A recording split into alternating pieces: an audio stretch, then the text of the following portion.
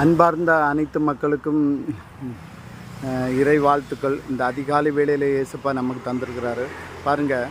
2 தெசலோனிக்கேயர் 3வது அதிகாரம் 10வது வசனத்தில் என்ன சொல்கிறாங்கன்னா, நீ வேலை செய்யாவிட்டால் நீ சாப்பிட வேண்டாம், பவுலடியாளர் சொல்லியிருப்பார்.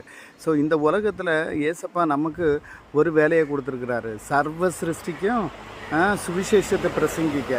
ஸோ அது நான் சர்வ சிருஷ்டிக்கு நான் பிரசங்கிக்க போகிறேன், எல்லாவற்றையும் விட்டுட்டு நான் பிரசங்கிக்க போகிறேன், அப்படி இல்லை. வேலை செய்யணும், வேலை செய்து சம்பாதித்து அந்த வருமானத்தை ஏழைகளுக்கு வாரி இறைத்து நம்ம சந்தோஷமாக அந்த இயேசுவுடைய சுவிசேஷத்தை பிரசங்கிக்கணும். இதுதான் இன்றைக்கி இருக்கக்கூடிய நாட்களில் நான் ஊழியத்துக்கு தெரிந்து கொள்ளப்பட்டவன், நான் அழைக்கப்பட்டவன், நான் இதுதான் அப்படின்னு சொல்லி அல்ல. இந்த சூழ்நிலைகளில்